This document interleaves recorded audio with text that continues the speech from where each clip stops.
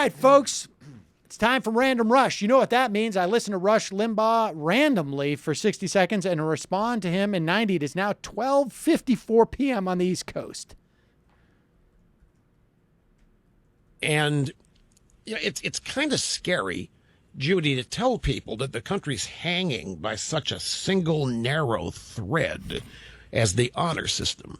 That's right. But the only recourse that lawlessness in the executive has, the only recourse really, is impeachment, which is why I have really spoken out against the Republicans taking it off the table. I've not urged them to do it at the moment, but to take it off the table is essentially telling criminals in any endeavor that you're going to close down the police department in a town.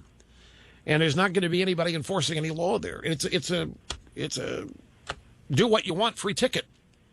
That's correct. But the Republicans see what happened to them after Bill Clinton was impeached, and they're never going to try it again unless there is a massive uprising among the people demanding it. Well, what did happen to the Republicans after Clinton was impeached? Well, a lot of them lost their position, especially the man from California who led the I forget what his name was. But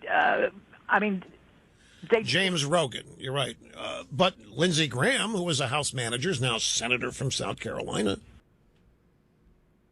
All right. Went a little long on that. So there you have the intellectual pillar and the political leader of the Republican Party has said we should keep impeachment on the table. But this notion of executive overreach is a joke.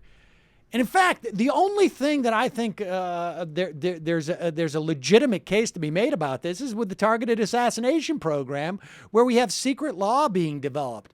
But the idea that the Deferred Action on Children Act, or DACAs, the Dreamers, and even extending that is some type of executive overreach is simply a joke.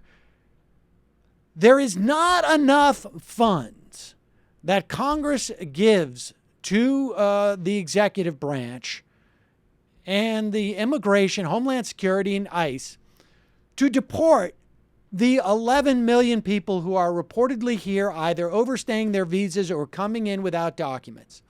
So then, just like in any other prosecutor sense, the U.S. government then determines what are going to be the priorities? What will be the rational approach to dealing with this?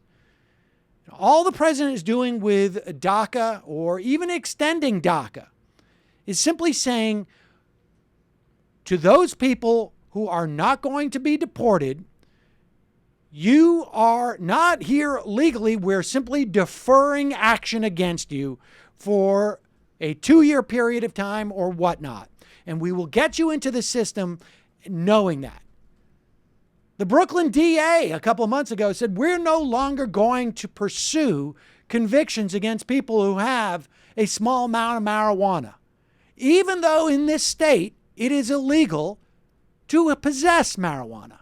This happens all the time.